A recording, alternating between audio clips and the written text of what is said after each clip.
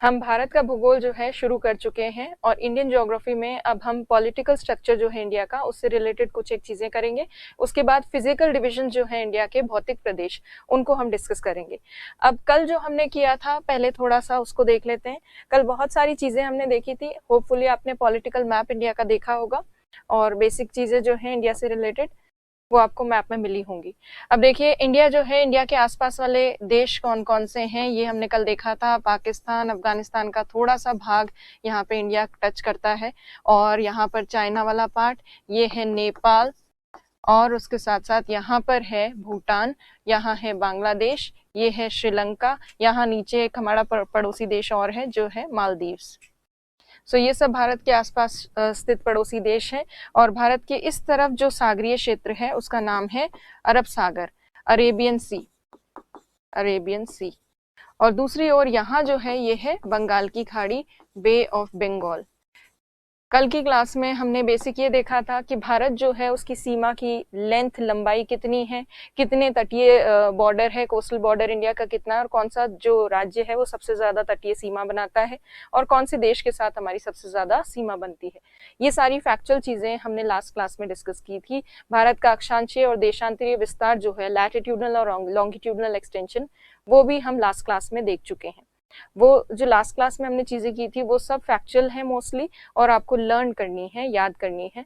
आज जो स्टार्टिंग में कुछ एक चीजें करेंगे वो फैक्चुअल है, उसके बाद फिर हम डिटेल में फिजिकल जो फीचर्स हैं इंडिया के उनको डिस्कस करेंगे, भौतिक प्रदेशों को।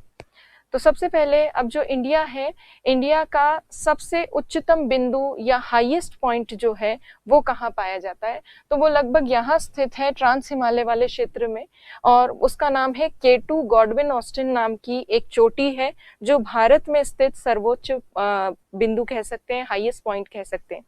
K2 जो है फिलहाल पीओके वाले पार्ट में है, इसीलिए कई बार कई किताबों में इंडिया की हाईएस्ट पीक जो है भारत में स्थित सबसे ऊंची चोटी में K2 को नहीं दिखाया जाता क्योंकि K2 जो है पीओके वाले पार्ट में है। उसके अलावा अगर ऊंची चोटियों की बात करें तो आज हम हिमालय प्रदेश देखेंगे ही, उसमें कई सारी चीजें, कई सारी चोटियां आएंगी तो वो हम तब डिस्कस करेंगे। बट अभी वर्तमान में अगर हम देखें पीओके वाला पार्ट इंडिया का ही पार्ट है, इसलिए K2 को ही इंडिया की सबसे ऊंची चोटी माना जाता है। अब जिस तरह से सर्वोच्च बिंदु भारत का ये है, उसी तरह से भारत का एक निम्नतम बिंदु भी है और ये हाइट जो है ये कहाँ से मापी जा रही है, सी लेवल से, समुद्र तल से।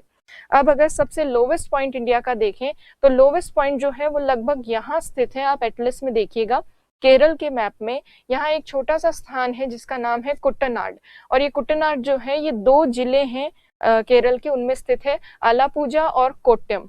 इन जिलों में स्थित ये क्षेत्र है, ये तटवर्ती क्षेत्र है, कोस्टल एक रीजन है जहां पर जो कि है -2 मीटर सी लेवल से 2 मीटर नीचे है। तो इसकी हाइट जो इसकी जो डेप्थ है वो -2 मीटर है। डेप्थ मतलब सी लेवल से थोड़ा सा नीचे है, 2 मीटर नीचे है।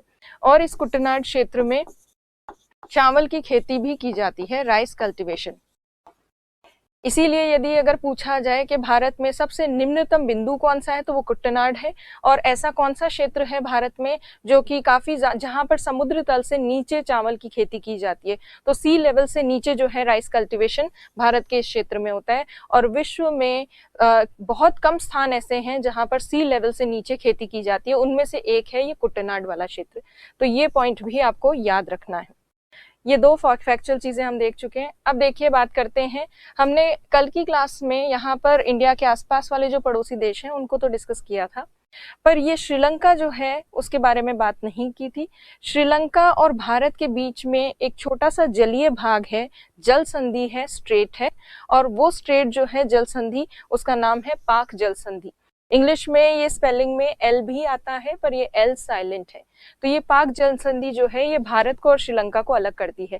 इसको अगर हम जूम करके देखें या नजदीक से देखें, जो कि आपको मैप में देखना है, अगर आप मैप में देखेंगे तो मैप में आपको इस तरह से ये भाग नजर आएगा। ये वाला जो पार्ट है ये है तमिलनाडु का हिस्सा।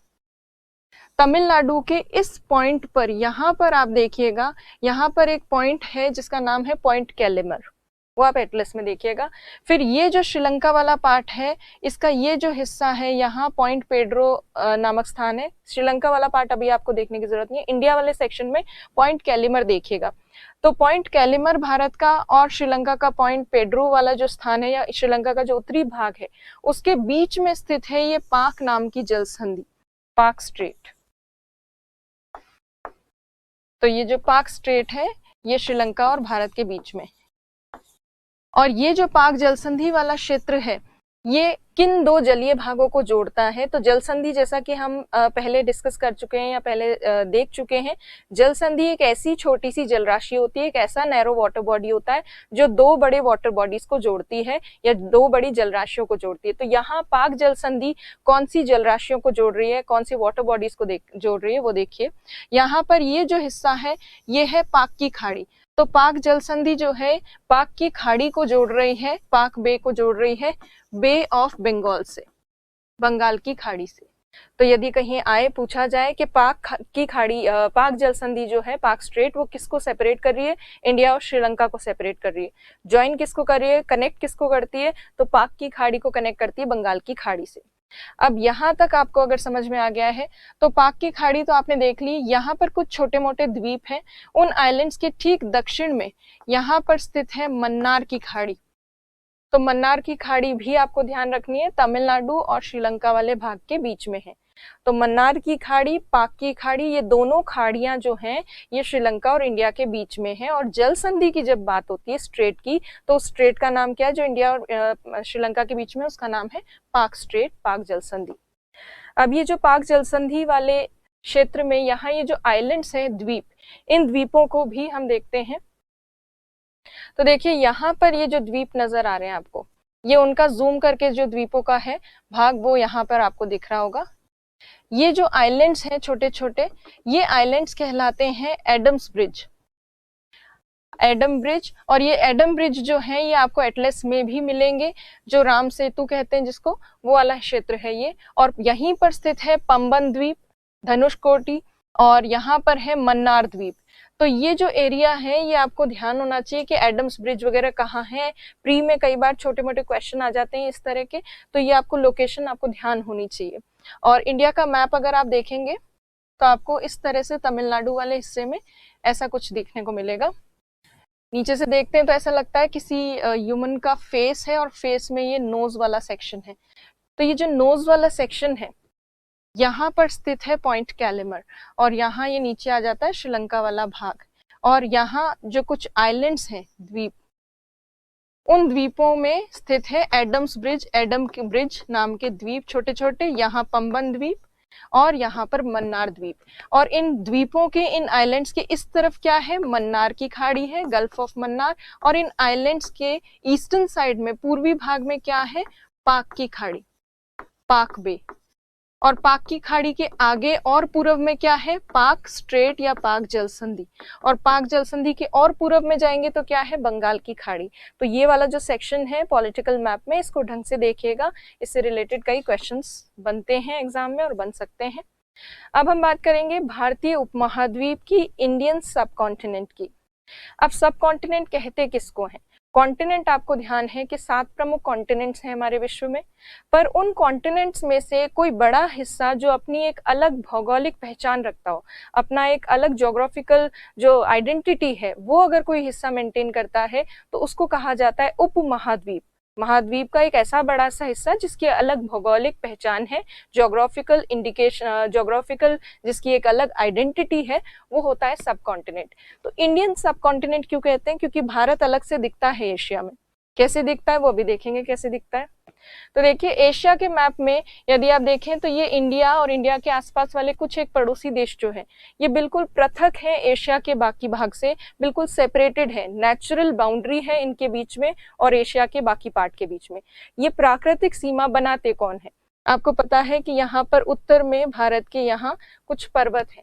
तो ये जो पर्वत यहाँ स्थित है उत्तरी भाग में, ये पर्वत अलग करते हैं एशिया के बाकी हिस्से से भारत और भारत के आसपास वाले कुछ एक देशों को।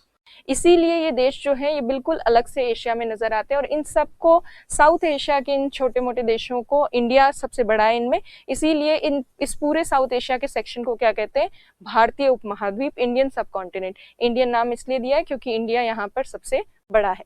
अब इंडियन सब कॉन्टिनेंट जो है उसको देखते हैं कि वो कैसे ज्योग्राफिकली अलग है या सेपरेटेड है। तो भौगोलिक दृष्टि से भारत बाकी एशिया के हिस्से से इसलिए पृथक है क्योंकि भारत के उत्तर में स्थित है ये पर्वत श्रेणियां जो आपको दिख रही होंगी। एक पर्वत श्रेणी का नाम तो आपको ऑलरेडी पता है, यहाँ भारत के उत्तर में है हिमालय पर्वत। हिमालय पर्वत के अलावा भारत का जो उत्तर पश्चिमी भाग है, नॉर्थ वेस्टर्न पार्ट, यहाँ पर भी काफी सारी माउंटेन रेंजेस हैं।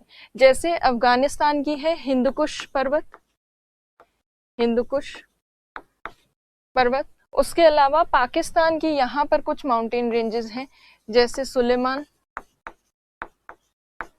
किरथर रेंज, किरथर श्रेणी। तो किरथर, सुलेमान, हिंदुकुश, हिमालय पर्वत, यहाँ पे भी हिमालय वाला भाग है, हिमालय पर्वत, और हिमालय आगे तक यहाँ तक कंटिन्यू होता है। उसके बाद उत्तर पूर्वी राज्य जो है इंडिया के, नॉर्थ ईस्टर्न स्टेट्स, वहां पर छोटी छोटी पहाड़ियां हैं जिनको कहते हैं पूर्वांचल। और पूर्वांचल वाले भाग के ठीक आगे अगर आप देखेंगे तो यहाँ एक पड़ोसी देश आ जाता है हमारा, जिसका नाम है म्यांमार। म्यांमार का जो बिल्कुल वेस्टर्न मोस्ट सेक्शन है, पश्चिमी भाग, वहां पर एक पर्वत है, ये जो दिख रहा है आपको, ये म्यांमार है, और म्यांमार का यहाँ पर्वत है अराकन योमा, अराकन योमा नाम का पर्वत। तो यदि आप देखेंगे तो भारत और उसके आसपास वाले देशों के ऊपर एक पूरा बाउंड्री बनी हुई है, नेचुरल बाउंड्री बनी हुई है, किससे, माउंटेन से, पर्वतों से। तो ये ऊपर से एशिया के बाकी हिस्से से बिल्कुल अलग हो जाते हैं, सेपरेट हो जाता है ये वाला सेक्शन। और अगर हम नीचे देखें भारत का दक्षिणी भाग, तो दक्षिणी भाग में आपको सागर ही सागर नजर आएगा। तो एशिया के बाकी हिस्से से ये बिल्कुल अलग हो ही गया क्योंकि दक्षिणी भाग में सागरीय विस्तार है। अरेबियन सी या अरब सागर जो है, अरब सागर, ये भारत के पश्चिमी भाग में स्थित है, और पूर्वी भाग में है बंगाल की खाड़ी, बे ऑफ बंगाल, बंगाल की खाड़ी। और उसके अलावा अगर हम देखें तो भारत का जो दक्षिणी भाग है, बिल्कुल सदर्न मोस्ट, यहां स्थित है इंडियन ओशन, हिंद महासागर, इंडियन ओशन। तो देखिए नेचुरल बाउंड्री है चारों ओर इंडिया और उसके आसपास वाले देशों के, जिसकी वजह से ये पूरा सेक्शन, ये वाला जो हिस्सा है, ये पूरा एक उपमहाद्वीप के रूप में नजर आता है क्योंकि इसकी एक अलग पृथक पहचान है, भौगोलिक पहचान है, ज्योग्राफिकल आइडेंटिटी बिल्कुल सेपरेटेड है। नॉर्दर्न साइड से it is separated through mountain ranges, and in the southern region it is separated through seas and oceans. So therefore this whole region has separate geographical identity. तो Indian subcontinent जब हम कहते हैं तो ये दक्षिण Asia के कुछ देशों को सम्मिलित रूप से ये नाम दिया जाता है। अब इसमें कौन कौन से कंट्रीज इंक्लूडेड हैं वो देखिए। तो यहाँ अगर आप देखेंगे इस पर्वतों के भाग के बीच में आपको कौन कौन से देश नजर आ रहे हैं। यहाँ पर है पाकिस्तान, ये इंडिया है। यहाँ पर हिमालय पर्वतीय क्षेत्रों में स्थित है नेपाल। इसी हिमालय पर्वतीय क्षेत्र में एक छोटा सा देश और है, भूटान। फिर पूर्वांचल के इस तरफ भारत और पूर्वांचल का ये जो हिस्सा है इसके पास यहाँ पर स्थित है बांग्लादेश, बांग्लादेश। ये है श्रीलंका वाला हिस्सा, श्रीलंका वाला पार्ट भी इसी में एडेड है, श्रीलंका। उसके अलावा यहाँ छोटे छोटे आइलैंड्स हैं जो एक हमारा पड़ोसी देश है, मालदीव्स। तो ये जो देश हैं ये सम्मिलित हैं इस भारतीय उपमहाद्वीप में, पाकिस्तान, भारत, नेपाल, भूटान, बांग्लादेश, श्रीलंका और मालदीव। म्यांमार इसका हिस्सा नहीं है क्योंकि म्यांमार के बिल्कुल पश्चिमी किनारे पर ही अराकन योमा पर्वत है और म्यांमार का बाकी हिस्सा जो है वो बिल्कुल अराकन योमा के पीछे रह जाता है, इसलिए म्यांमार वाला पार्ट इसमें इंक्लूडेड नहीं है। कई जगह कई किताबों में आपको अफगानिस्तान भी इसका पार्ट देखने को मिलता है, बट अफगानिस्तान भी अलग हो जाता है। अफगानिस्तान का ज्यादातर भाग जो है वो पर्वत के उस तरफ है, इसलिए अफगानिस्तान को उपमहाद्वीप में जनरली इंक्लूड नहीं करते हैं। तो अब जो है उपमहाद्वीप में कौन से देश सम्मिलित हैं वो देखिए, यहाँ पर आपको दिख ही रहा है। ये सारी कंट्रीज जो हैं ये सब कॉन्टिनेंट का हिस्सा है, पाकिस्तान, इंडिया, नेपाल, भूटान, बांग्लादेश, श्रीलंका और मालदीव। म्यांमार इसमें इंक्लूडेड नहीं है। अफगानिस्तान कभी कभी जोड़ा जाता है बट वो भी रियल में देखें तो इंक्लूडेड नहीं है। एनसीईआरटी क्या कहती है? एनसीईआरटी में केवल ये जो स्थल वाले भाग में जुड़े हुए देश हैं यही इंक्लूड किए गए 5 देश, जिसमें सम्मिलित है पाकिस्तान, इंडिया, नेपाल, भूटान, बांग्लादेश। श्रीलंका और मालदीव को एनसीईआरटी में इंक्लूड नहीं किया गया है। बट वास्तविकता अगर देखें तो ये जो टर्म यूज किया जाता है साउथ एशिया के लिए, उसमें ये श्रीलंका और मालदीव भी एडेड होते हैं। तो ये हो गई उपमहाद्वीप से रिलेटेड चीजें। अब देखिए इंडिया का जो पॉलिटिकल स्ट्रक्चर है वो हमने लास्ट क्लास में भी डिस्कस किया और बेसिक जो फैक्चुअल चीजें हैं वो हम देख चुके हैं। तो अब ये जो फर्स्ट चैप्टर है हमारा ये कंप्लीट होता है इंडिया का। अब इस फर्स्ट चैप्टर में से सीधे एटलस में से किस तरह के क्वेश्चंस आते हैं और अभी तक जो हमने पढ़ा उससे किस तरह के क्वेश्चंस आते हैं वो देखते हैं। तो देखिए ये आईएएस में 2001 में आया हुआ क्वेश्चन, यदि भारतीय मानक समय इफ इंडियन स्टैंडर्ड टाइम को निर्धारित करने वाली देशांतर रेखा को प्रधान देशांतर रेखा का दर्जा दिया जाए तो अंतरराष्ट्रीय तिथि रेखा का देशांतर क्या होगा?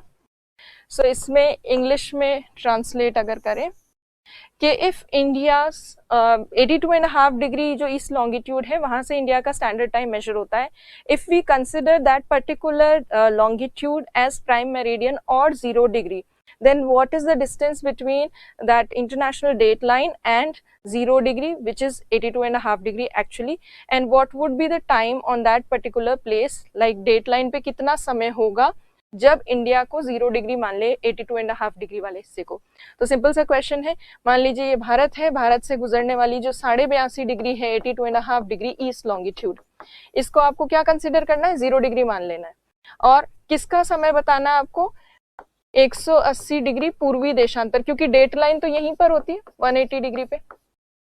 तो इनके बीच में कितना लॉन्गिट्यूड्स का डिफरेंस है वो पता लगाना है, उसके हिसाब से आपको मेजर करना है। आपको लोकल टाइम मेजर करना आता है, स्थानीय समय गणना करनी आती है, और आपको पता है कि हर एक 15 डिग्री 1 घंटे में क्रॉस होती है, तो 15-15 डिग्री के अंतर में 1-1 घंटे का फर्क आ जाएगा। तो आप उसको इजीली कैलकुलेट कर सकते हैं। 1 डिग्री क्रॉस करने में 4 मिनट लगते हैं, तो उस हिसाब से आप कैलकुलेट कर सकते हैं कितना समय में अंतर होगा और क्या है। अच्छा, क्या पूछा है? अंतरराष्ट्रीय तिथि रेखा का देशांतर क्या होगा? हाँ, तो तिथि रेखा का देशांतर पूछा है, समय नहीं पूछा है तिथि रेखा का, तिथि रेखा का देशांतर पूछा है कि ये अगर 0 डिग्री है तो डेट लाइन जो कि नॉर्मली 180 डिग्री ईस्ट होती है, इसका लॉन्गिट्यूड क्या होगा? ये इजीली आप कैलकुलेट कर सकते हो। ये सॉल्व करके देखिएगा क्वेश्चन, कोई प्रॉब्लम हो तो बाद में डिस्कस करेंगे, ये सॉल्व कीजिएगा। वैसे इसका आंसर यहाँ पे दिया हुआ ही है, फिर भी आपका नहीं निकल रहा हो तो उसको देखेंगे बाद में। देखिए दूसरा क्वेश्चन जो है, जो पूछा गया था डेटलाइन से रिलेटेड, निम्न में से कौन सा कथन 82.5 डिग्री पूर्वी देशांतर के संबंध में सही नहीं है? Which of the following statements is not correct regarding 82.5 degree east longitude? यह भारत के लिए मानक देशांतर रखा गया है। It is considered as standard longitude for India. Yes it is. इस रेखा का स्थानीय समय ग्रीनविच समय से 5.5 घंटे आगे 5.5 घंटे आगे है ही। This is also right. यह रेखा इलाहाबाद के समीप से गुजरती है। हाँ, ये भी सही है। यह भारत को 2 भागों में विभाजित करती है, 2 बराबर भागों में विभाजित करती है। बराबर, कंसिडर दिस, नहीं करती, बराबर भागों में विभाजित नहीं करती है ये। सो इसीलिए ये वाला स्टेटमेंट रॉन्ग है। भारतीय भूमि का उत्तरतम भाग है। नॉर्दर्न मोस्ट पॉइंट पूछा है, सिंपल सा है और हम कर चुके हैं तो आपको पता होगा, लास्ट क्लास में हमने डिस्कस किया था, ये तो आपको पता होना चाहिए। फिर है दिल्ली, जोधपुर, कोलकाता तथा नागपुर में से कौन सा कर्क रेखा के सर्वाधिक निकट है? ये ऐसे क्वेश्चंस जो होते हैं वो एटलस से सीधे पूछे जाते हैं। जो लोग चाय पीते हुए या कैजुअली एटलस को बहुत ज्यादा देखते हैं उनको इन लोकेशंस के बारे में पता होता है, जिनमें ये जिज्ञासा होती है देखने की कि मैं देखूं तो सही, मेरा दोस्त कलकत्ता गया तो कलकत्ता है कहाँ पर, लखनऊ कहाँ पर है, या कोई भी चीज का नाम अगर आप सुनते हैं कि हमारे प्राइम मिनिस्टर वहां गए हुए, यहाँ गए हुए, उस स्थान को एटलस में देखिए। देखने से ही काफी चीजें क्लियर हो जाती है और उसका थोड़ा बहुत कंपैरेटिव एनालिसिस कीजिए कि दिल्ली से कितना दूर है या जयपुर से कितना दूर है, तो थोड़ा बहुत आप देखेंगे, उससे चीजें क्लियर हो जाएंगी। तो इसका आंसर जो है कोलकाता है। ये जो लोग एटलस ढंग से देखते हैं, जिनको लोकेशंस वगैरह थोड़ा ढंग से आती है, वो इजीली इस तरह के सिंपल क्वेश्चंस को सॉल्व कर सकते हैं। तो इस तरह के जो क्वेश्चंस होते हैं उनका नेचर वो सिंपल क्वेश्चंस होते हैं, बट जो व्यक्ति अवेयर होता है, जिसने थोड़ा सा देखा हो लोकेशंस वगैरह को, वही इनको सॉल्व कर पाता है। और अगर आरपीएससी और यूपीएससी में दोनों ही तरह के पेपर्स में आप इस तरह के क्वेश्चन भी छोड़ के आते हैं तो धिक्कार है, नहीं करना चाहिए ऐसा, इतना तो आना ही चाहिए कम से कम। फिर है भारत के कितने राज्य पड़ोसी देशों की स्थलीय सीमा से जुड़े हैं, ये आपको कैलकुलेट करना होता है, नहीं गिने हुए भी हों तो भी उस टाइम हैंड टू हैंड आप थोड़ा सा गिन के और जो बेस्ट ऑप्शन है उसके हिसाब से आंसर दे सकते हो। तो प्रेजेंस ऑफ माइंड होना चाहिए आपका एग्जाम के समय। फिर है अधोलिखित कथनों पर विचार कीजिए। असम भूटान तथा बांग्लादेश की सीमाओं से लगा हुआ है, पश्चिम बंगाल भूटान तथा नेपाल की सीमाओं से लगा हुआ है, मिजोरम बांग्लादेश तथा म्यांमार की सीमाओं से लगा हुआ है। तो इसमें बस ये बताना है कि कौन सा कथन सही है, which of the statements is correct इनमें से, इनसे रिलेटेड। तो जिसने ये ढंग से किया है कि कौन सी कंट्री को कौन सा स्टेट जो है छूता है या कौन सी कंट्री के बॉर्डर पे कौन से स्टेट्स हैं, वो इजीली इस क्वेश्चन को कर सकता है। फिर है सिक्किम से गुजरने वाले देशांतर गुजरने वाला अक्षांश अधोलिखित में से, अधोलिखित मीन्स फॉलोइंग में से किस एक से भी होकर गुजरता है। तो सिक्किम वाला जो लैटिट्यूड है और कौन से रीजन से गुजर सकता है।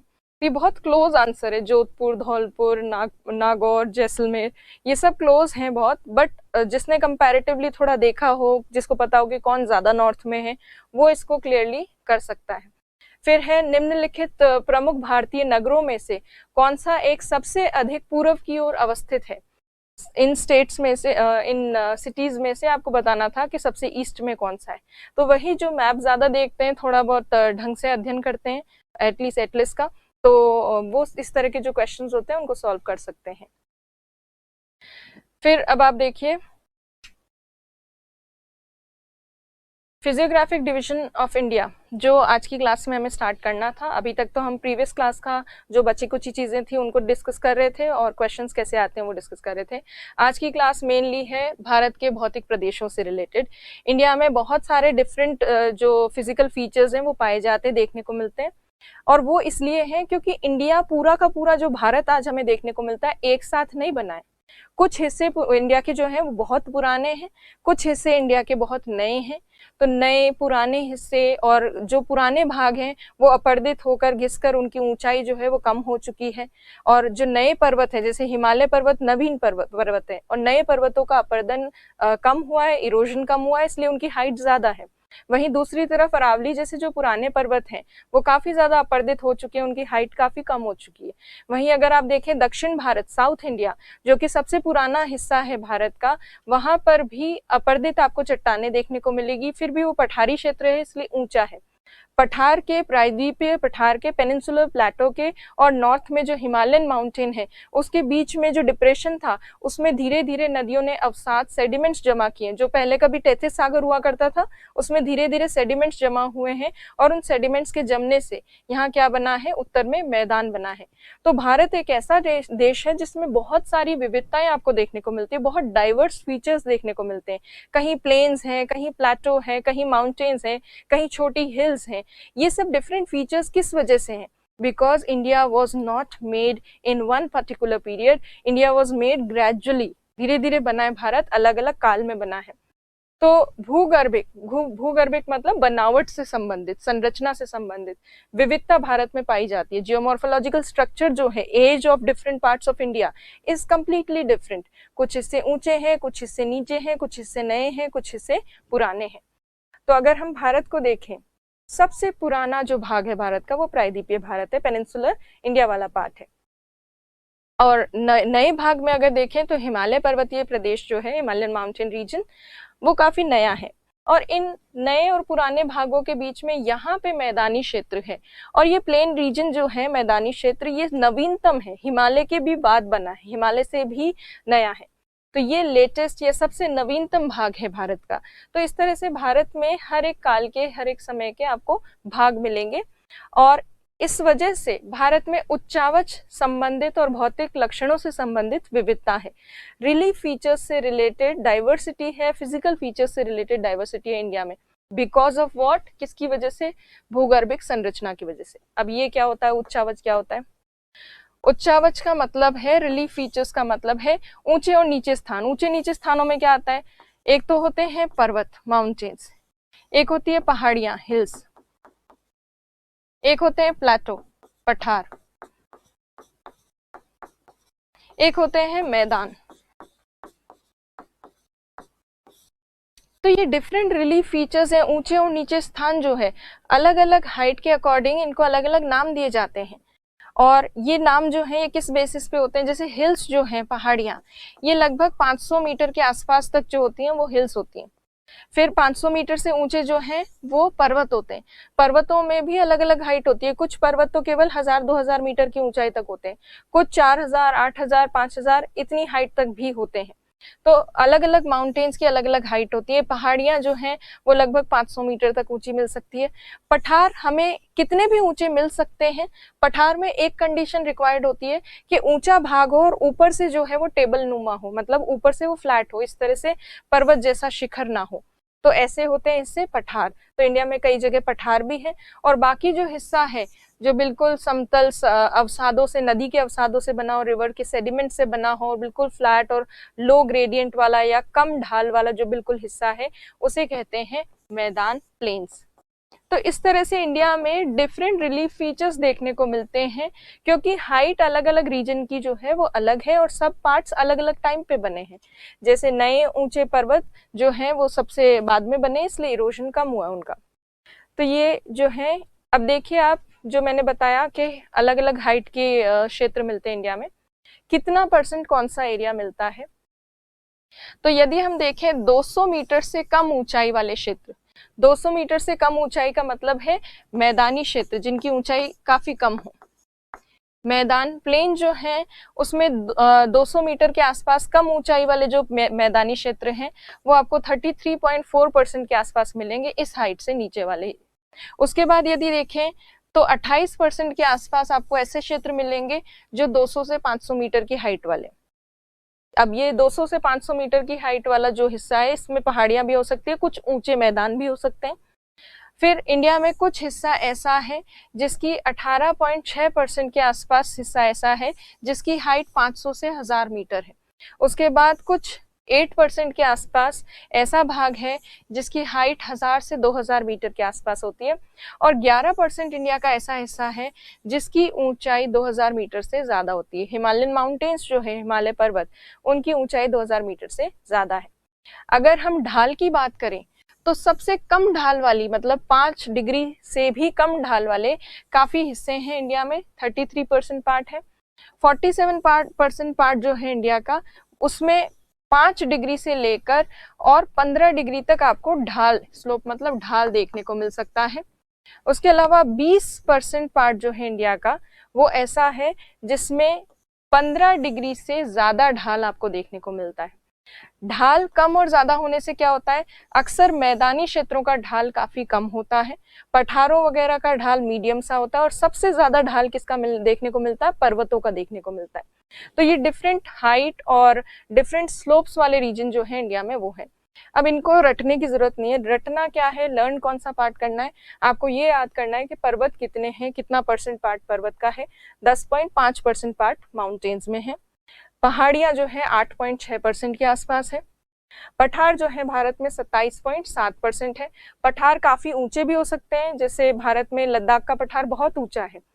और फिर है मैदान, प्लेन रीजन। प्लेन रीजन जो है 43.2% के आसपास है। तो इनके परसेंटेज आपको थोड़े याद होने चाहिए ताकि कहीं पर आंसर वगैरह में लिखें तो आपकी ये काम आ सके। तो ये तो हो गए अलग अलग भौतिक जो भाग है भारत में वो।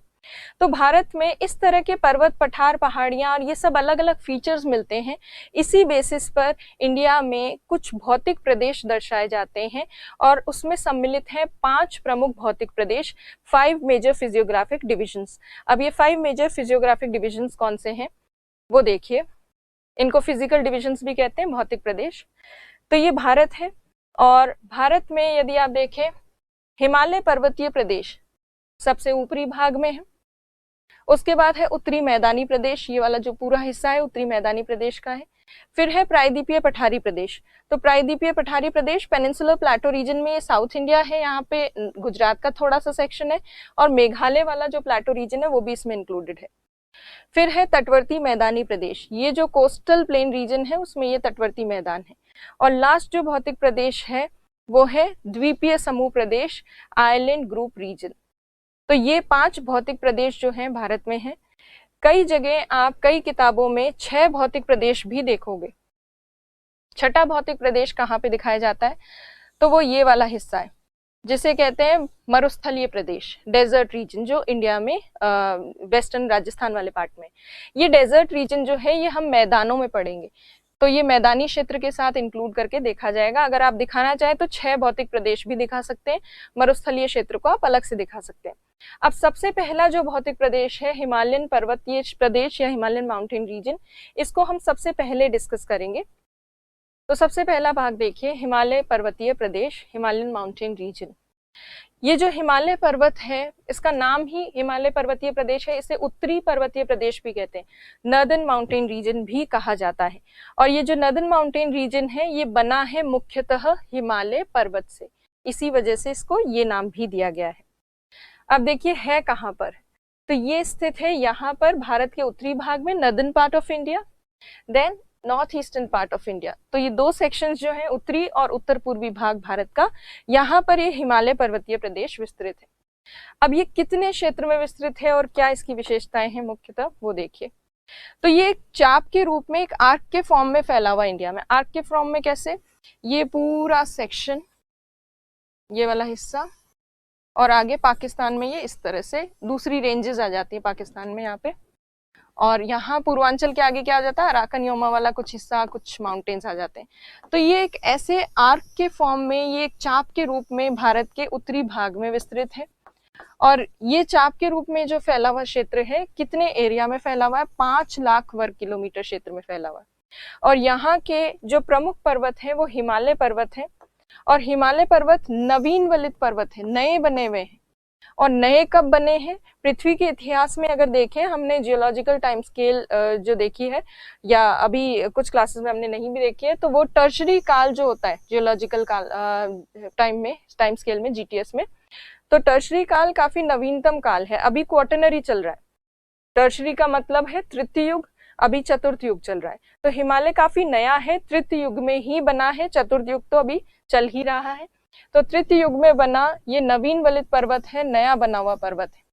अक्सर जो नए पर्वत होते हैं उनकी ऊंचाई काफी ज्यादा होती है, और इसी वजह से ये जो हिमालय पर्वतीय प्रदेश है ये विश्व के सबसे ऊंचे पर्वतीय तंत्र जो होते हैं उसका भाग है। सबसे हाईएस्ट माउंटेन सिस्टम जो है वर्ल्ड का वो यही है, और इसी माउंटेन सिस्टम का पार्ट है माउंट एवरेस्ट, जो वर्ल्ड की सबसे ऊंची चोटी है।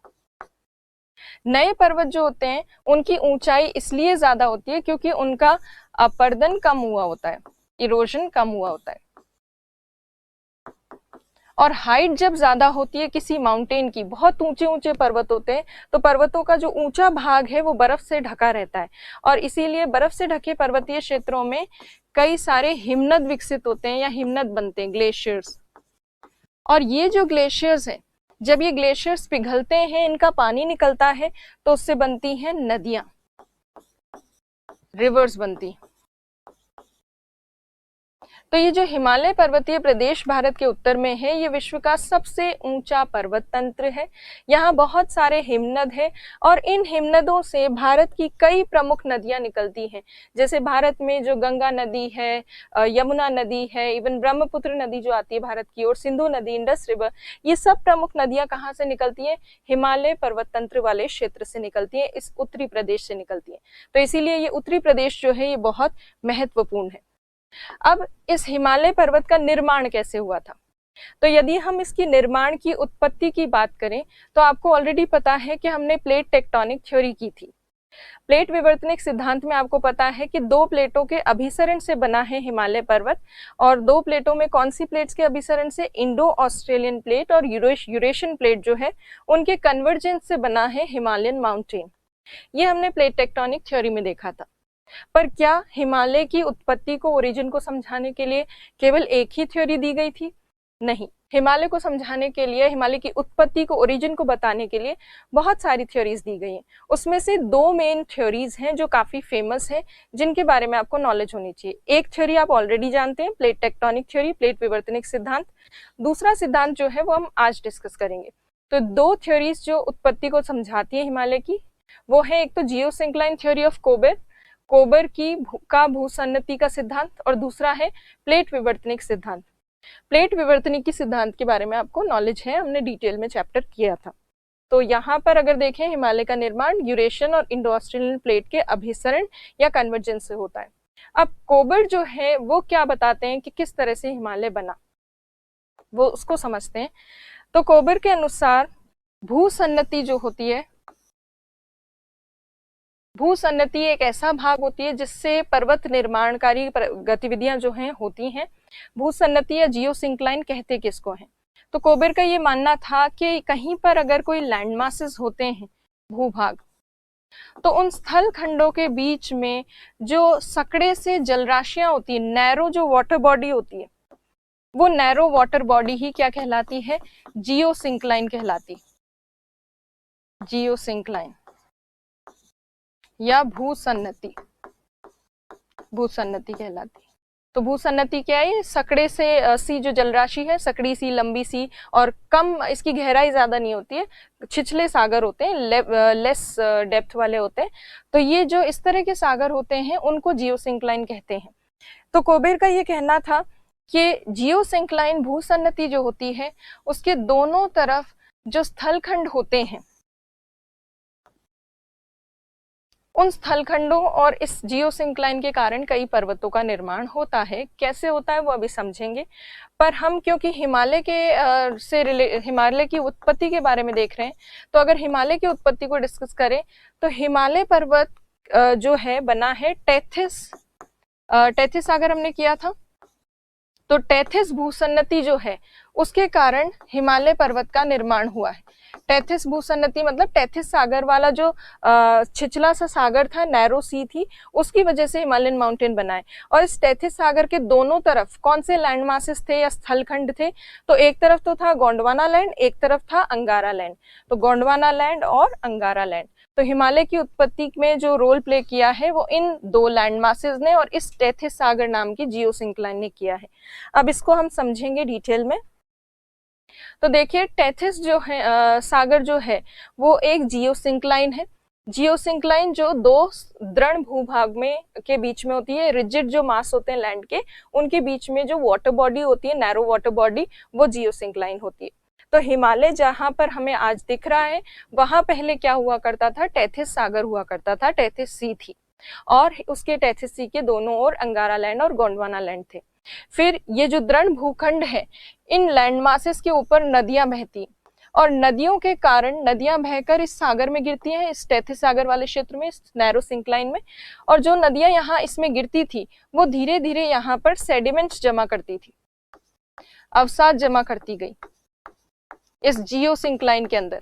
जब यहाँ पर सेडिमेंट्स नदी जो लेकर आ रही है वो जमा होंगे, तो धीरे धीरे अवसाद जो है वो जमते जाएंगे और सेडिमेंट्री रॉक्स में अवसादी चट्टाने जो है उनमें परिवर्तित होते जाएंगे, और पानी जो है वो कम होता रहेगा, जल की मात्रा जो है वो कम होती जाएगी। और जियोसिंक्लाइन जो है उसमें पानी बहुत ही ज्यादा नैरो रहेगा, बहुत कम हो जाएगा, क्योंकि सेडिमेंट्स बढ़ते जाएंगे, पानी कम होता जाएगा।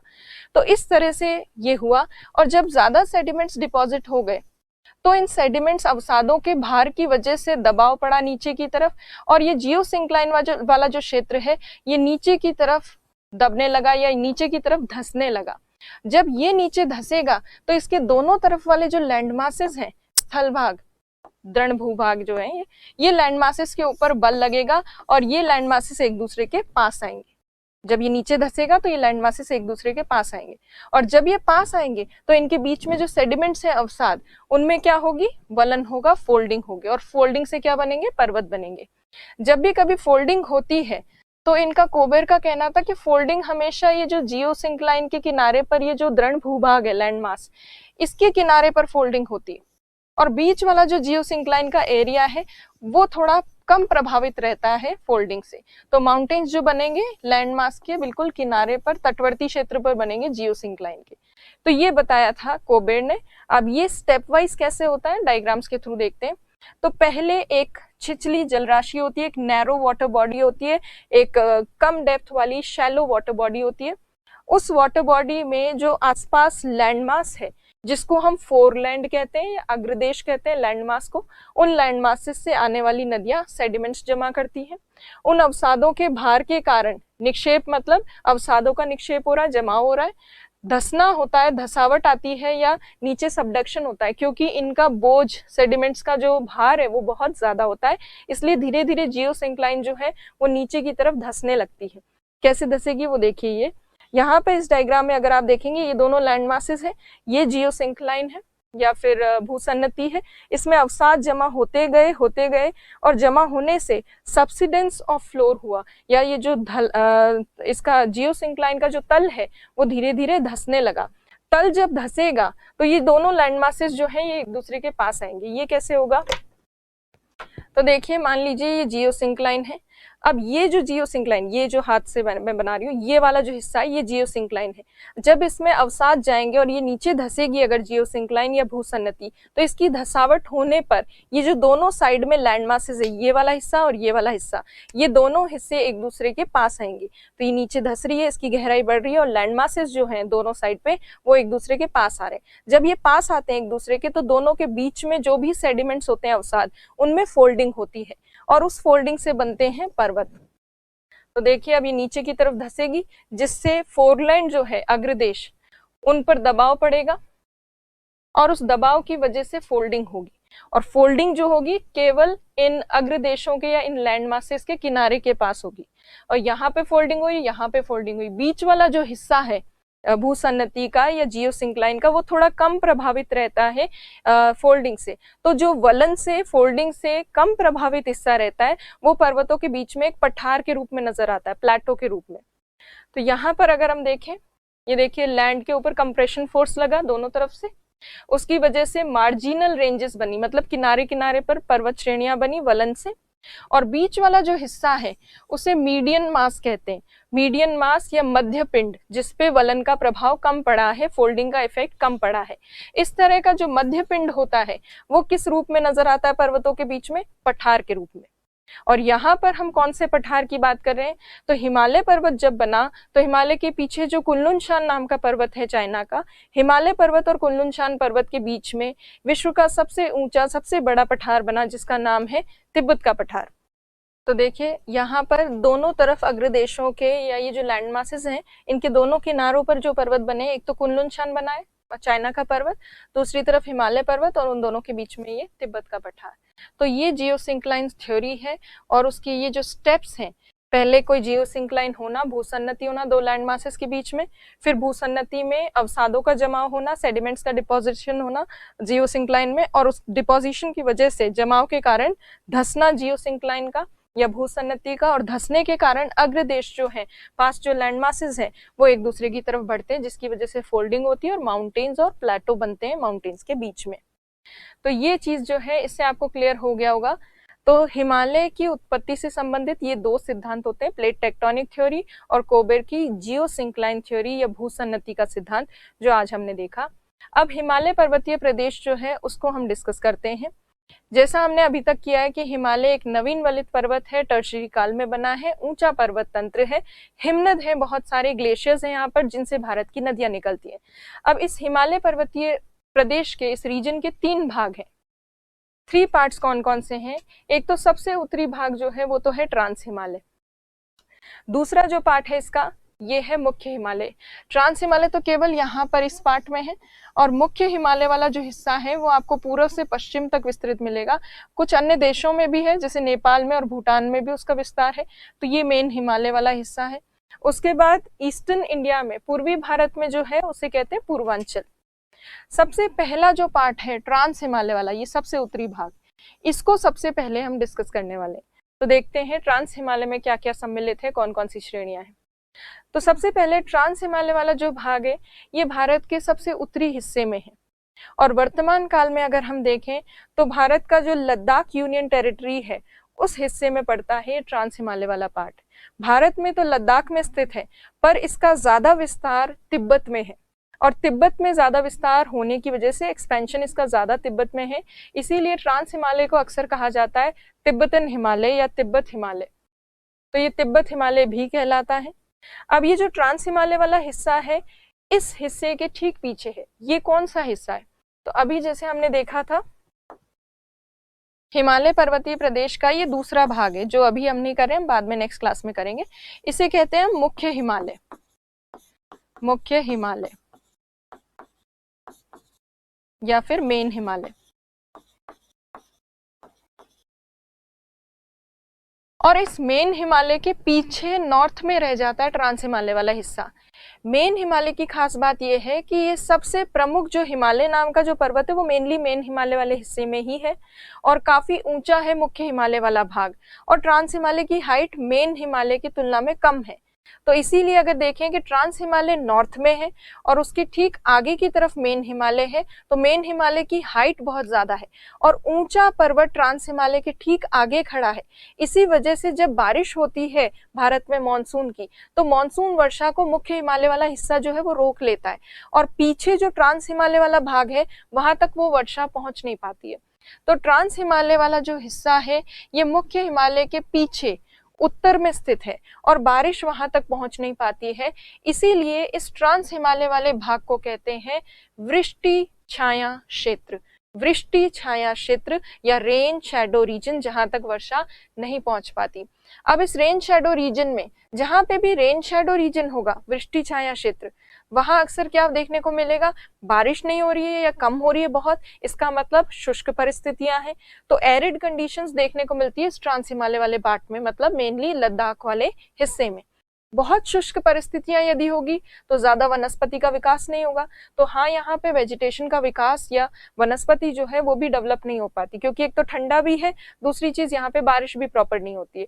इसीलिए ये इंडिया का कोल्ड डेजर्ट रीजन जो है, ठंडा मरुस्थलीय क्षेत्र, वो ट्रांस हिमालय वाले पार्ट में मिलता है। यहाँ पे वेजिटेशन ग्रोथ भी काफी कम होती है। अब ये जो ट्रांस हिमालय वाला पार्ट है, इसमें 3 प्रमुख पर्वत श्रेणियां हैं, 3 मेजर माउंटेन रेंजेस हैं। अब वो कौन कौन सी माउंटेन रेंजेस हैं यहाँ पर वो देखिए। एक तो है काराकोरम, काराकोरम रेंज। ये केवल इंडिया वाले सेक्शन में ही नहीं है, इंडिया के साथ साथ ये आगे तिब्बत में भी फैली हुई है। दूसरी जो रेंज है श्रेणी, उसका नाम है लद्दाख श्रेणी। लद्दाख श्रेणी भी लद्दाख में और तिब्बत में दोनों में विस्तृत है। जास्कर श्रेणी जो है ये तीसरी श्रेणी है, 3rd रेंज है यहाँ ट्रांस हिमालय की, ये भी तिब्बत में फैली हुई है। तो ये 3 मेजर रेंजेस हैं। तीनों की तीनों रेंजेस जो है ये मेन हिमालय से कम हाइट रखती है, मुख्य हिमालय से कम ऊंची है। इसीलिए ये तीनों ही वृष्टि छाया क्षेत्र में है, रेन शैडो रीजन में। रेन शैडो रीजन में कोई भी क्षेत्र अगर होता है तो वहां होती है शुष्क परिस्थितियां, एरिड कंडीशंस। यहाँ पे भी शुष्क परिस्थितियां हैं और इन शुष्क परिस्थितियों के कारण यहाँ वनस्पति का विकास अधिक नहीं हो पाता। तो ये तो हुआ ट्रांस हिमालय का बेसिक नॉलेज। अब हम एक एक जो रेंज है इसको डिटेल में देखेंगे। सबसे पहले हम काराकोरम करेंगे, काराकोरम के बाद लद्दाख और फिर जास्कर श्रेणी के बारे में हम अध्ययन करेंगे। सबसे पहले देखते हैं काराकोरम। जो ट्रांस हिमालय है उसकी जो सबसे नॉर्दर्न मोस्ट रेंज है, सबसे उत्तरी श्रेणी, उसका नाम है काराकोरम। और काराकोरम में यहाँ ये जो आपको पर्वत दिख रहा है या चोटी दिख रही है, पीक, ये इंडिया की हाईएस्ट पीक है। अभी इसी क्लास में हमने देखा था कि इंडिया की हाईएस्ट पीक कौन सी है, K2 गॉडविन ऑस्टिन। तो ये K2 गॉडविन ऑस्टिन नाम की सबसे ऊंची चोटी, ये ना सिर्फ काराकोरम रेंज की हाईएस्ट पीक है, ये इंडिया की भी हाईएस्ट पीक है, जिसका दूसरा नाम है गॉडविन ऑस्टिन। हाइट कितनी है, 8611 मीटर इसकी हाइट है। अब ये जो K2 गॉडविन ऑस्टिन वाला क्षेत्र है ये इंडिया में हाईएस्ट है, हाईएस्ट पीक ऑफ इंडिया। और अगर हम वर्ल्ड लेवल की बात करें, विश्व स्तर पर, तो ये विश्व की दूसरी सबसे ऊंची चोटी है, second highest peak of the world. विश्व की दूसरी सबसे ऊंची और भारत की सबसे ऊंची चोटी है K2 गॉडविन ऑस्टिन।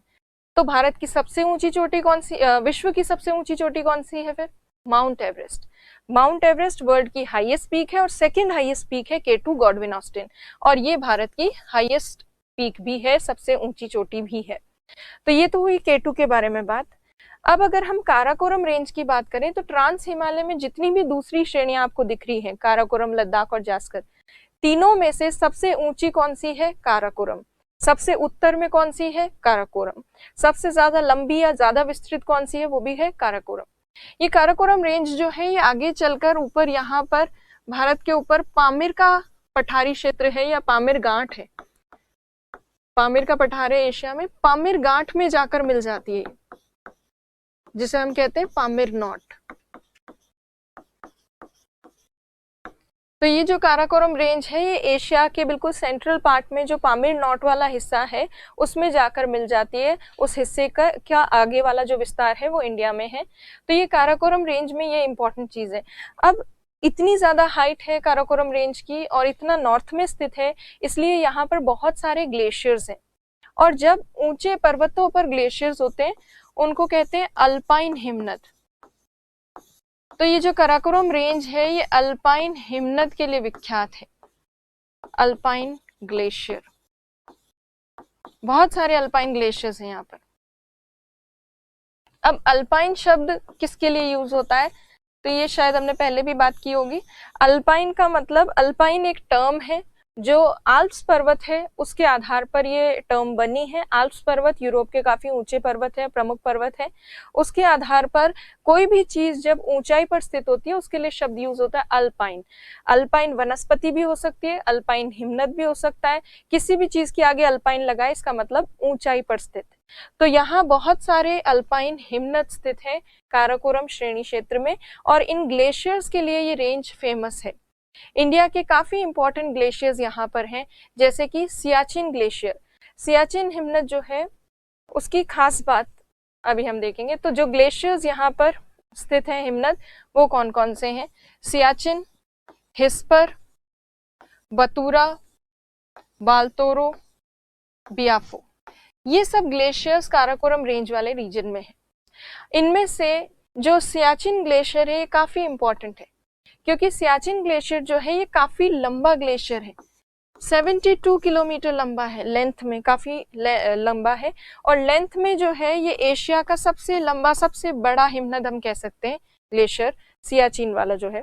सियाचिन हिमनद की एक खास बात ये भी है कि ये डिस्प्यूटेड रीजन है, जहां पर अक्सर पाकिस्तान और इंडिया के बीच में जो है वॉर की स्थिति बनी रहती है। इसीलिए इसको हाईएस्ट बैटल फील्ड भी कहा जाता है, विश्व की सबसे ऊंची युद्ध भूमि।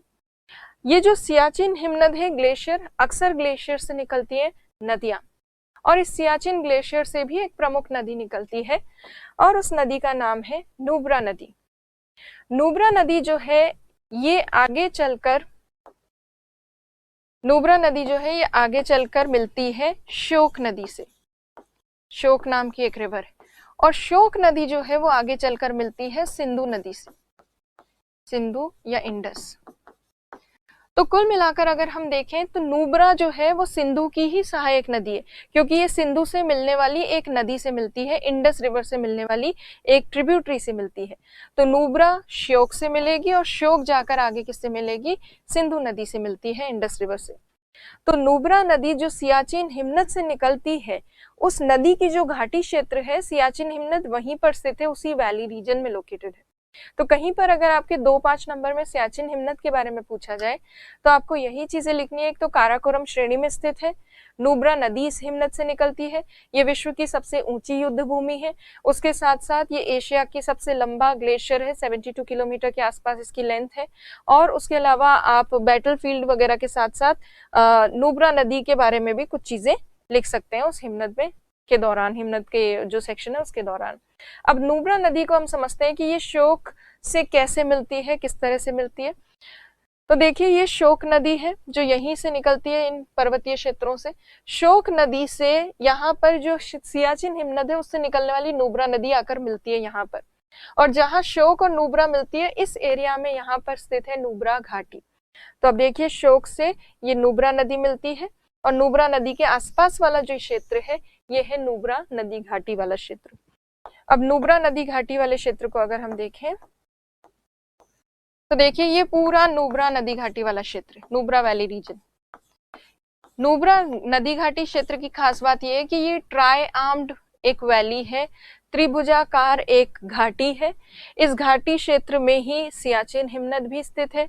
नुब्रा और श्योक जैसी प्रमुख नदियों के द्वारा ये त्रिभुजाकार घाटी क्षेत्र बन रहा है। ये वैली रीजन जो है ट्रायंगल या ट्राई आर्म्ड कह सकते हैं, ये यहाँ पर बन रहा है।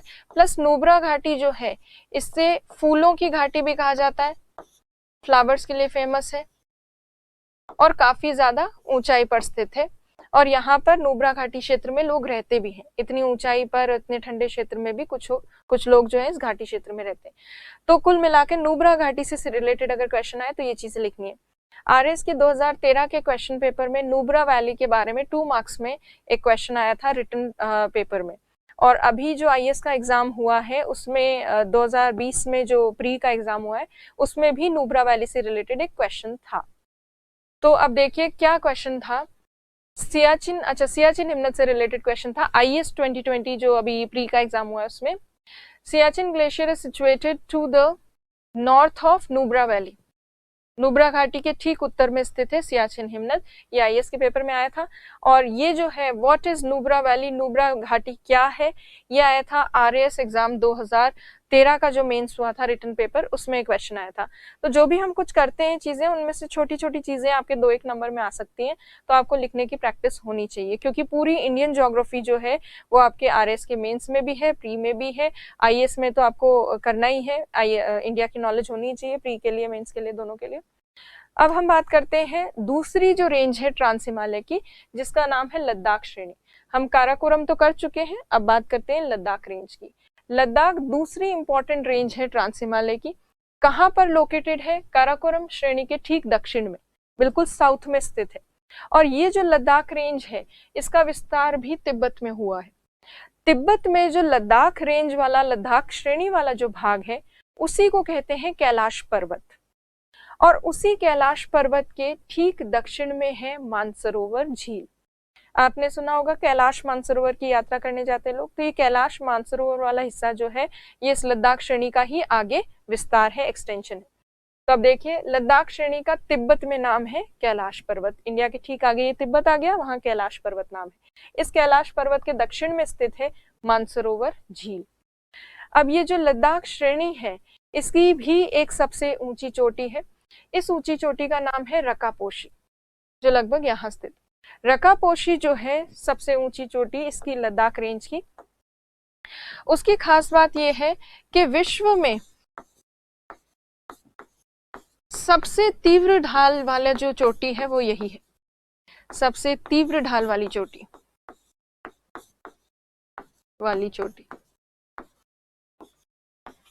वर्ल्ड में जो सबसे स्टीप स्लोप बनाती है पीक वो यही है। तो रकापोशी रेंज के बारे में, रकापोशी चोटी के बारे में ये इंपॉर्टेंट चीज हो गई। रकापोशी के अलावा यदि हम देखें लद्दाख श्रेणी और दूसरी तरफ जो काराकोरम श्रेणी है, इन्हीं दोनों के बीच में यहाँ पर नुब्रा घाटी है, जो अभी अभी हमने किया था। नुब्रा वैली इन दोनों के बीच में है यहाँ पर। और उसके साथ साथ यहाँ लद्दाख और काराकोरम श्रेणी के बीच में एक पठार भी है, प्लेटो भी है। और उस प्लेटो का पठार का नाम है लद्दाख का पठार। लद्दाख का पठार काराकोरम और लद्दाख रेंज के बीच में है। जब भी कोई 2 पर्वत श्रेणियों के बीच में कोई पठार होता है उसको कहते हैं अंतः पर्वतीय पठार, इंटर माउंटेन प्लेटो, माउंटेन्स के बीच वाला प्लेटो। 2 माउंटेन्स के बीच में अगर कोई प्लेटो रीजन होगा तो वहां तक वर्षा नहीं पहुंच पाएगी, बारिश नहीं पहुंचेगी, क्योंकि माउंटेन्स उस रेनफॉल को, वर्षा को रोक लेंगे। ट्रांस हिमालय वाले भाग जो है वो तो खुद ही वृष्टि छाया क्षेत्र में, पूरा एरिया ही रेन शैडो रीजन में। और लद्दाख वाला जो रीजन है, लद्दाख का पठार वाला क्षेत्र, वो तो और भी शुष्क हो जाता है क्योंकि वो दोनों पर्वत श्रेणियों के बीच में है। तो लद्दाख का जो पठारी क्षेत्र है ये बहुत शुष्क क्षेत्र है, बहुत एरिड रीजन है। एरिड होने के साथ साथ ये लद्दाख का पठार जो है ये भारत का सबसे ऊंचा पठार है, हाईएस्ट प्लेटो ऑफ इंडिया है। हाईएस्ट प्लेटो, भारत का सबसे ऊंचा पठार। और 4800 मीटर के आसपास इसकी कई जगह हाइट जो है वो देखने को मिलती है लद्दाख के पठारी क्षेत्र की। तो काफी ऊंचा पठार है, भारत का सबसे ऊंचा पठार होने के साथ साथ शुष्क भी है। शुष्क, एरिड और हाइट ज्यादा होने की वजह से ठंडा है बहुत ज्यादा, और बहुत नॉर्थ में है। तो ये ठंडा जो क्षेत्र है इसकी वजह से, ठंडा और शुष्क क्षेत्र होने के कारण ये भारत का ठंडा मरुस्थलीय क्षेत्र है, कोल्ड डेजर्ट रीजन है, क्योंकि ये ड्राई भी है और ये कोल्ड भी है। तो ये कोल्ड डेजर्ट या शुष्क मरुस्थलीय क्षेत्र है। भारत का एकमात्र ठंडा जो मरुस्थल है कोल्ड डेजर्ट वो ये है। अगर आपसे कहीं पूछा जाए कि राजस्थान के थार के मरुस्थल में कम वर्षा होती है या लद्दाख के पठारी क्षेत्र में, तो आपको लद्दाख का पठार चुनना है, क्योंकि लद्दाख के पठार में भारत में सबसे कम वर्षा जो है, सबसे कम रेनफॉल वो लद्दाख के प्लेटो रीजन में होती है। और यहाँ इस प्लेटो रीजन में एरिड कंडीशंस की वजह से, शुष्क परिस्थितियों के कारण यहाँ कई सारी लवणीय झीलें हैं। पेगोंग सो और ये सारी जो झीलें हैं वो इसी हिस्से का भाग है, इसी लद्दाख के पठारी क्षेत्र का ही भाग है। यहाँ कई सारी आपको सलाइन लेक्स मिलेंगे इस पर्टिकुलर एरिया में। तो लवणीय झीलें हैं, शुष्क परिस्थितियां हैं, ठंडा मरुस्थल है और ये भारत का सबसे ऊंचा पठार है। और किसके बीच में? लद्दाख और काराकोरम रेंजेस के बीच में है, इंटर माउंटेन प्लेटो है। तो ये होगी लद्दाख के पठार से रिलेटेड बात। अब देखिए यहाँ पर एक पास भी है, इस लद्दाख श्रेणी में एक पास है, दर्रा है। पास जो होता है दर्रा, उसे हिमालय पर्वतीय क्षेत्र में, हिमालयन रीजन में ला कहा जाता है, स्थानीय भाषा में, लोकल लैंग्वेज में। तो ला जो शब्द है यहाँ पर वो पास के लिए ही यूज किया गया है। यहाँ जो पास स्थित है उसका नाम है खारदुंग ला। अब ये जो खारदुंग ला नाम का दर्रा है, पास क्यों बनाया जाता है माउंटेन रेंजेस में?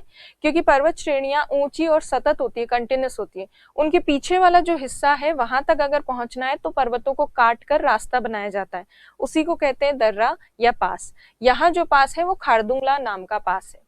अब इस पास के ठीक उत्तर में क्या स्थित है? तो यहाँ स्थित है नुब्रा नदी घाटी, और इसके दक्षिण में यहाँ पर सिंधु नदी घाटी और वो स्थित है। और लेह जो है, लद्दाख में लेह वाला जो भाग है वो है। तो ये दर्रा बनाया गया है ताकि लेह से जाया जा सके नुब्रा घाटी और सियाचिन हिमनद की तरफ। सियाचिन ग्लेशियर रीजन वाला जो हिस्सा है, लेह से वहां जाने के लिए ये पास बनाया गया है। तो ये एक प्रमुख दर्रा है इस लद्दाख श्रेणी में, और ये कनेक्ट करता है नुब्रा घाटी को लेह से। और लेह लद्दाख से अगर सियाचिन हिमनद जाना हो, सियाचिन ग्लेशियर की तरफ, तो इसी पास को क्रॉस करना पड़ता है। अच्छा, ये वाला जो खारदुंगला पास है, ये हाईएस्ट विश्व का सबसे ऊंचा मोटरेबल पास है, मतलब बाइक वगैरह यहाँ पे चलाई जा सकती है। अब देखिए जास्कर श्रेणी जो ट्रांस हिमालय की तीसरी सबसे दक्षिणतम श्रेणी है, इसकी बात करते हैं। ट्रांस हिमालय का सबसे दक्षिणतम भाग है ये वाली जास्कर रेंज। ये जास्कर रेंज जो है सबसे साउथ में होने के साथ साथ अगर इसकी बात करें, इसमें इसके ठीक नॉर्थ से एक मेजर रिवर निकलती है, उसका नाम है इंडस रिवर, सिंधु नदी। तो लद्दाख रेंज और इस जास्कर रेंज के बीच में सिंधु नदी घाटी है, इंडस रिवर वैली है, जो कि काफी इंपॉर्टेंट है। अदरवाइज उसके अलावा जास्कर रेंज में आपको कोई ज्यादा डिटेल्स नहीं देखनी है। देखिए सिंधु नदी इनके बीच में है, लद्दाख और जास्कर के बीच में सिंधु नदी घाटी स्थित है। तो ये हो गई ट्रांस हिमालय से रिलेटेड चीजें। तो ट्रांस हिमालय में मेन चीजें हमने डिस्कस की है। आपको 5 मार्क्स के क्वेश्चंस आ सकते हैं ट्रांस हिमालय से रिलेटेड, तो थोड़ा आप लिख के देखिएगा, राइटिंग प्रैक्टिस कीजिएगा कि कैसे ट्रांस हिमालय में हम क्या क्या लिख सकते हैं। एक एक रेंज आ सकती है 2-2 नंबर में। काराकोरम के बारे में लिखिए 2 नंबर में, आप लद्दाख के बारे में लिखिए, जास्कर के बारे में लिखिए। तो इस तरह से थोड़ा बहुत राइटिंग प्रैक्टिस आप शुरू कर सकते हैं। और ऑब्जेक्टिव क्वेश्चंस कैसे आते हैं वो मैंने आपको आज दिखाया, और आगे जो क्लासेस होंगी उनमें भी जो जो छोटे छोटे सेक्शंस हैं उनसे रिलेटेड जो भी क्वेश्चंस बन सकते हैं वो थोड़ा थोड़ा हम डिस्कस करते जाएंगे। चलिए नेक्स्ट क्लास में आगे हम देखेंगे मुख्य हिमालय और पूर्वांचल वाला पार्ट, नेक्स्ट क्लास में देखते हैं। Thank you.